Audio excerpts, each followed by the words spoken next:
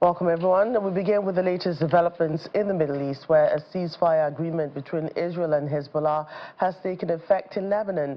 The truce, which was brokered by the United States and France, began at about 4 a.m. local time. It has since been welcomed by thousands of Lebanese civilians who are making their way back home. Western countries and countries in the Middle East have also welcomed the agreement. The new ceasefire deal states that Lebanon's official military and security forces will be the only armed groups deployed in the southern Litani area, apart from the UN peacekeeping force, UNFIL, that's already deployed there. Here's more in this report. The moment U.S. President Joe Biden came bearing good news, saying Israel and Hezbollah both accepted a ceasefire agreement brokered by the United States and France. I just spoke with the Prime Minister of Israel and Lebanon. I'm pleased to announce that their governments have accepted the United States proposal to end the devastating conflict between Israel and Hezbollah. I want to thank President Macron of France for his partnership in reaching this moment. Shortly after, people filled the streets of Beirut waving Hezbollah flags welcoming the truce, which took effect at 4 o'clock local time. It's an emotional atmosphere as thousands of Lebanese civilians return to their homes, but Israel warns it's not yet safe to return to certain areas. While some excited to meet their families and loved ones, for others, it's back to the scenes of destruction. Governments across the Middle East, including Egypt, Turkey, Jordan, Saudi and Qatar, all welcomed the ceasefire agreement on social media.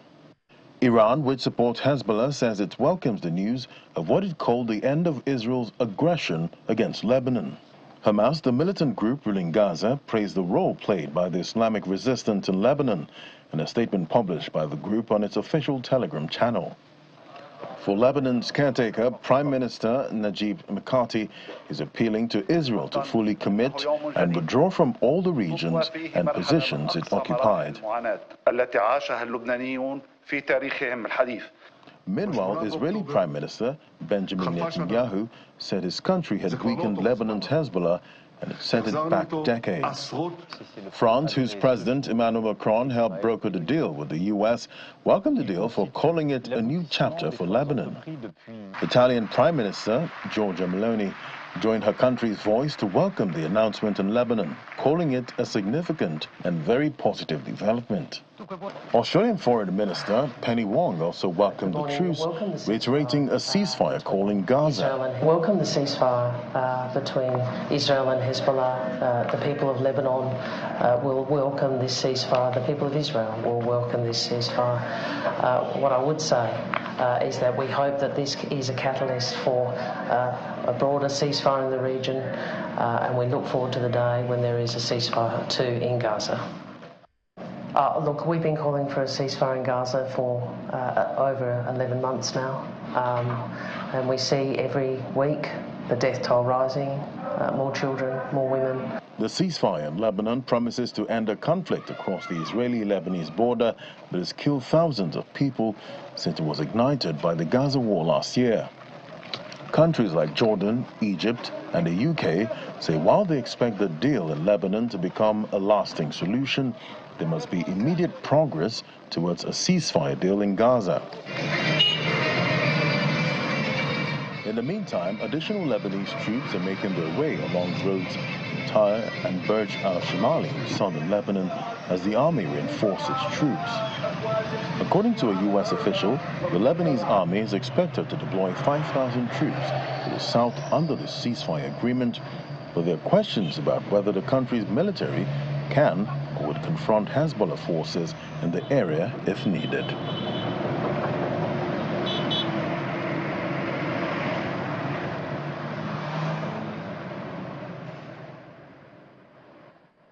Let's get more on this as we bring in former Israeli defense spokesperson Rachel Lester, who joins us from Tel Aviv, and Ala Musa from the public relations sector at the Palestinian Association for Human Rights.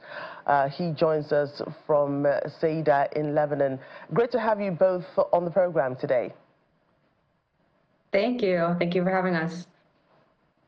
Thank you very much. Right, so let's begin with what you both of you make of the ceasefire agreement. While this is a first step, a major one, many wonder if this signifies an end to the brawl or equate it to a final cessation of hostilities. Walk us through the key terms and conditions of the ceasefire. Rachel, I'll start with you. Sure. So the key terms of the ceasefire are that the Israeli military will withdraw from southern Lebanon over the course of the next 60 days, while the Lebanese military will deploy in southern Lebanon to keep Hezbollah out of southern Lebanon. There will also be international monitoring by the U.S. and France, the details of which are unclear at the moment. But as to your question about how this is going to play out, it's only as strong, the ceasefire is only as strong as the international players pressuring the people who are causing the war, aka Hezbollah.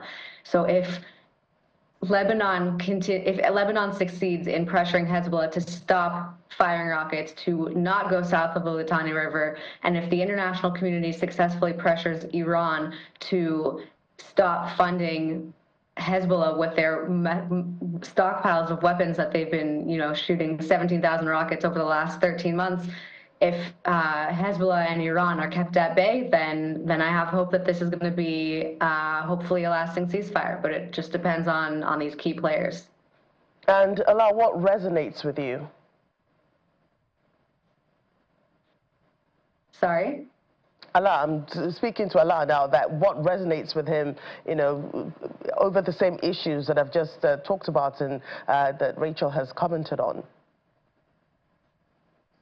Yes, first of all, the agreement of the ceasefire calls for a cessation of hostilities and the withdrawal of the Israeli army within 60 days, while obligating Hezbollah to end its armed presence in a large area of the southern Lebanon. Outgoing U.S. President Joe Biden stated that the agreement was designed to be a permanent cessation of hostilities.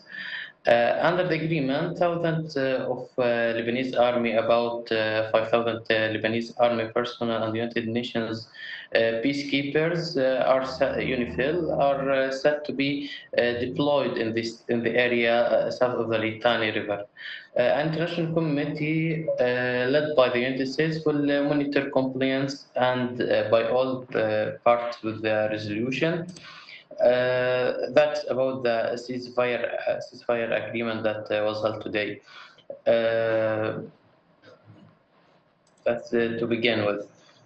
The ceasefire agreement is typically a temporary halt to hostilities intended to provide space for negotiations and humanitarian access. It doesn't necessarily signify a final resolution for ceasefire to evolve into a permanent cessation of hostilities.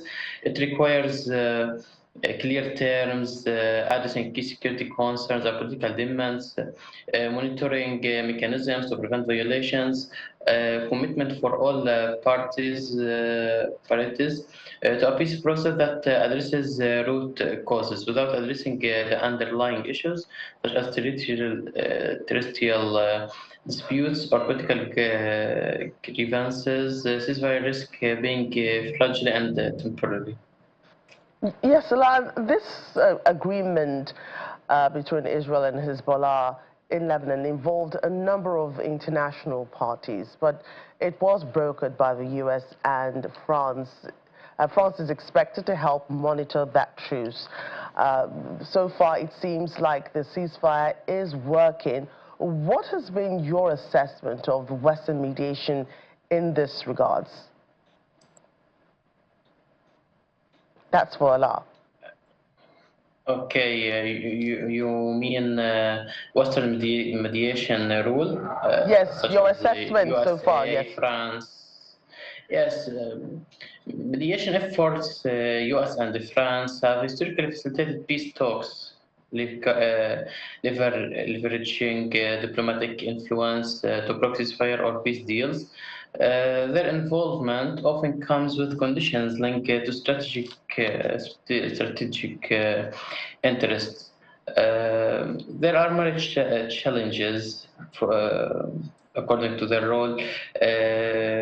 Perceived bias, especially U.S. Support for Israel, can undermine neutrality.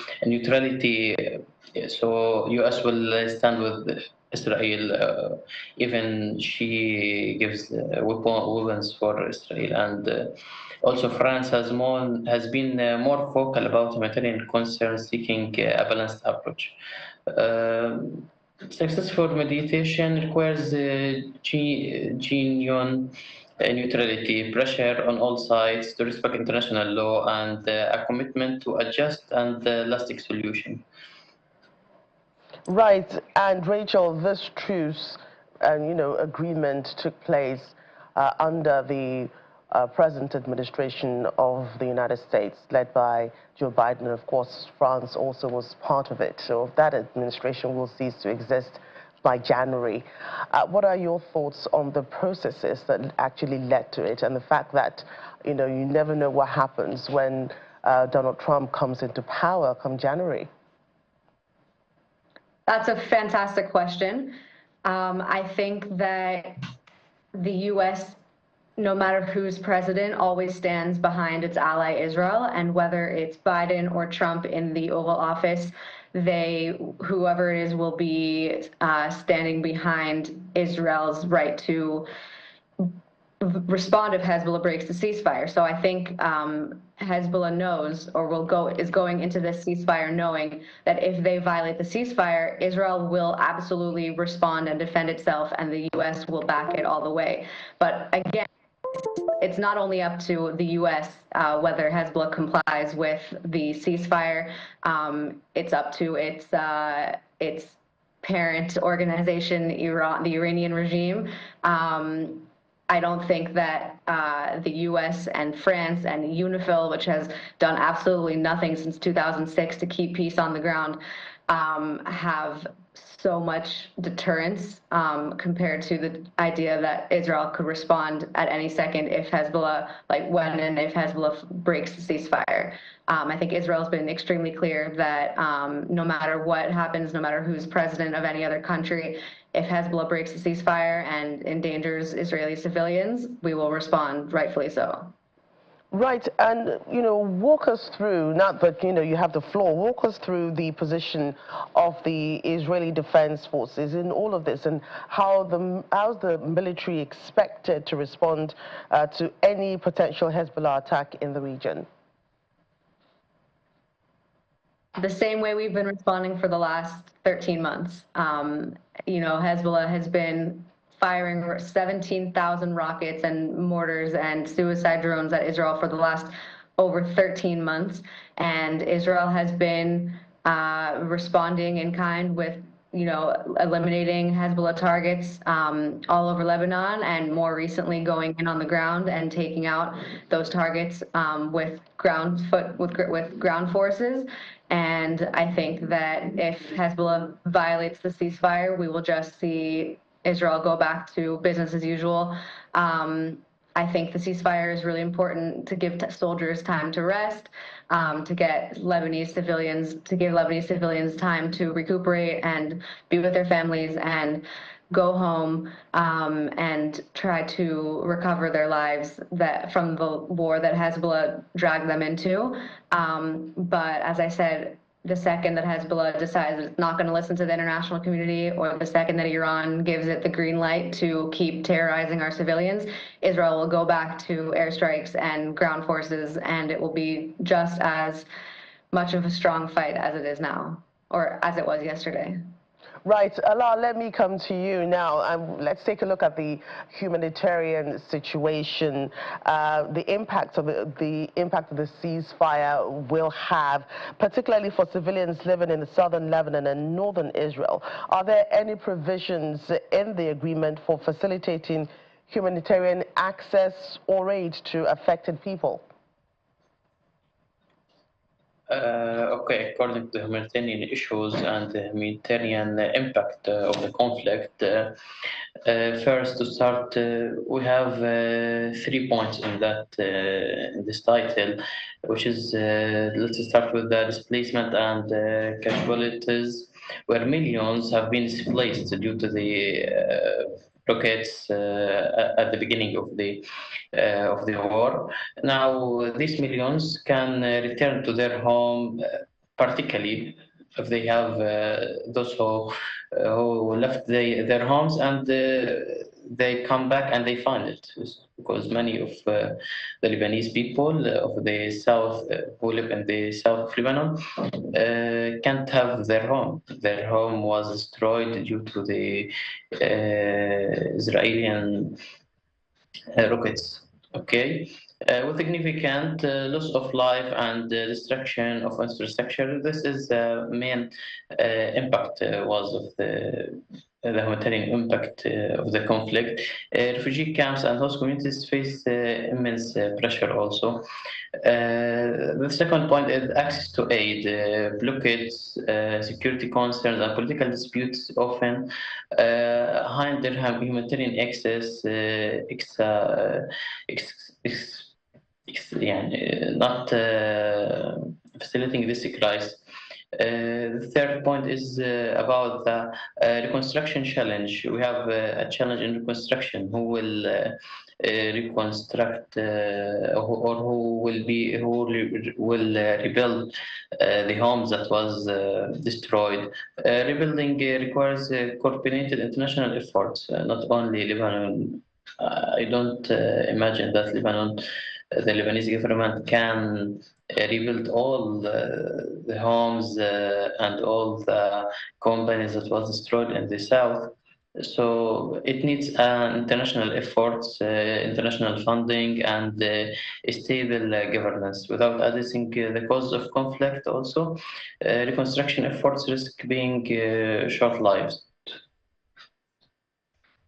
If this can happen between Israel and Lebanon, then it may be soon. The mediation process will also be positive when it comes to Israel and the crisis between Israel and the Palestinian authorities as well.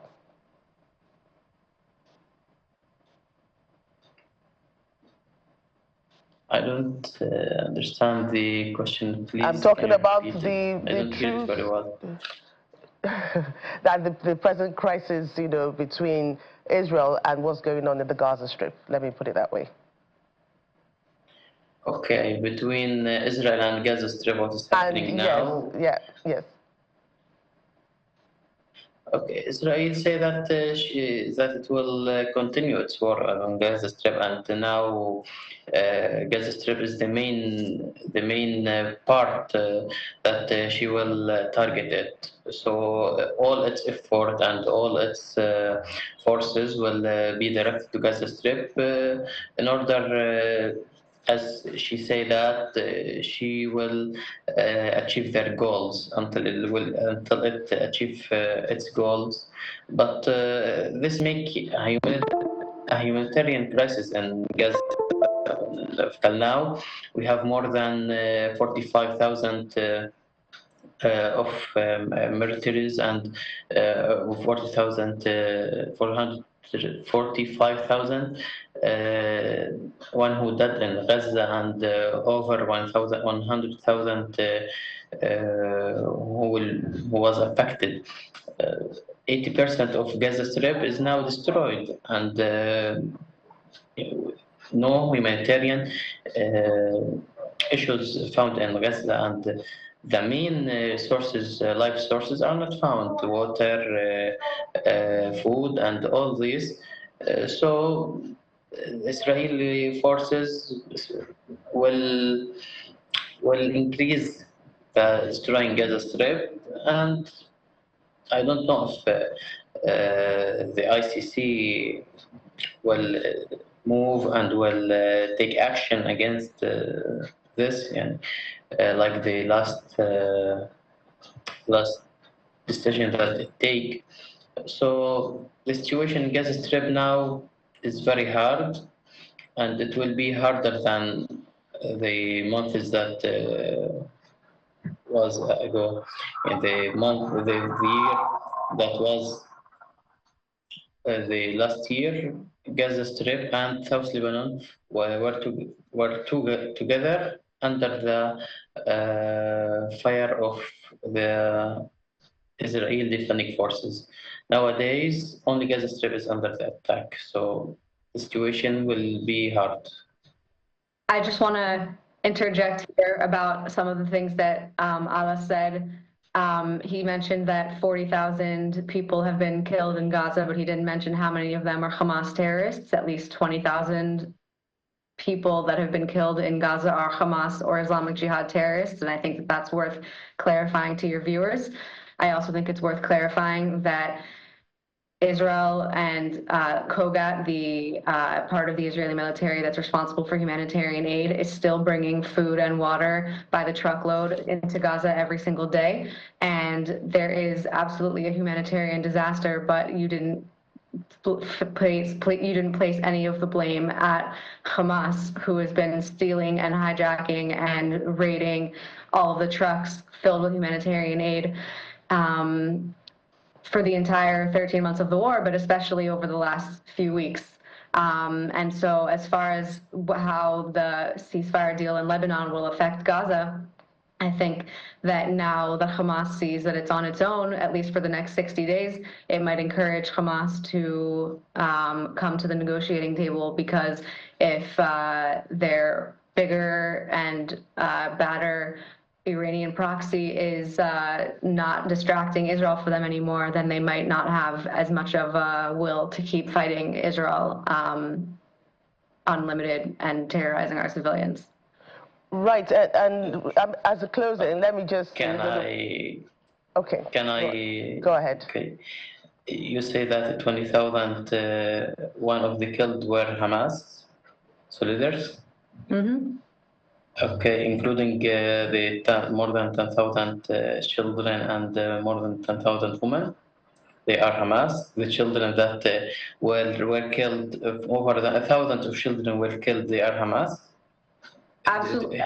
We don't know. First of all, we don't know that Hamas numbers are real. Under 18 kids that were born in the time of the war, they were Hamas. The kids.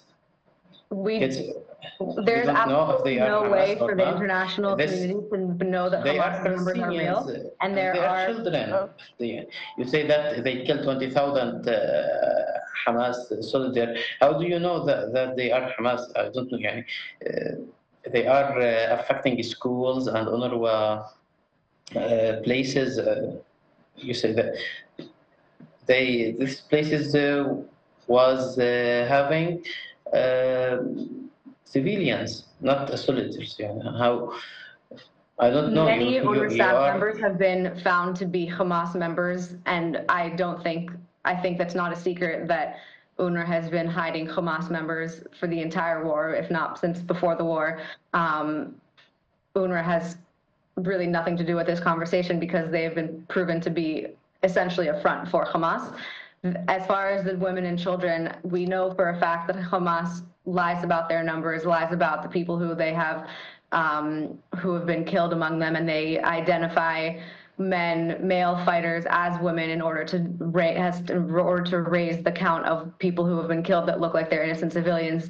They mark 17-year-olds who fired rockets and have been committing terrorist attacks as children, but 17-year-olds with RPGs are still terrorists even if they're 17. So listen, there are absolutely a ton of civilian casualties in Gaza, and the reason for that is because Hamas put them there. Hamas started the war, and 13 months later, that's not any different than it was on October 7th. Hamas put these people as human shields to be killed just so that people like you can go on TV and blame Israel for it. But it's Hamas's fault that any of these civilians are dead. Right. It's been an interesting conversation, but I'm so sorry. We must end it there. It's been a pleasure having you both on the show. I'm sure we'll get back to this another time to continue the conversations, especially because there has been some, positive news because of what's been going on. But really, I really don't want so much of the back and forth, but if I can just pose one more question that both of you will answer. I want to talk about the legal implications of the legal and long-term implications of the truce. I mean, now that there's some sort of agreement between Israel and Lebanon to stop the hostilities between both of them. Right, Rachel.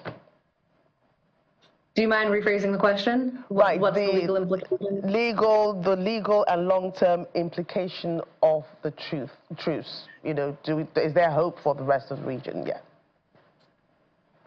I think we saw after 2006 that the legal implications of stopping the Second Lebanon War, when the UN passed UN Resolution 1701 and ordered Hezbollah to stop having any presence or any weapons south of the Litani River, had absolutely no effect in reality. I think the legal implications are not very strong, because the world can say all they want, Hezbollah do this, don't do that. But if Hezbollah doesn't listen, there hasn't, up until now, between 2006 and 2024, there has not been a single person on the ground who is willing to stand up to Hezbollah, not UNIFIL, not the UN. And now that the US and France are getting involved, maybe it'll be a different story. But I don't have so much faith in the legal system. It's all about what the people that are at the negotiating table are willing, how much they're willing to actually hold Hezbollah accountable and hold the Iranian regime accountable. I mean, actions speak louder than legal words. Right, and Alaa, what do you think could be the legal implications? What are your hopes that it could be? Okay, maybe we have political solutions. If we say that long-term implications, political solutions as sustainable peace requires addressing issues like occupation, borders, and rise. I don't know. Maybe the international bodies such as International Criminal Court may play a role if states process legal action.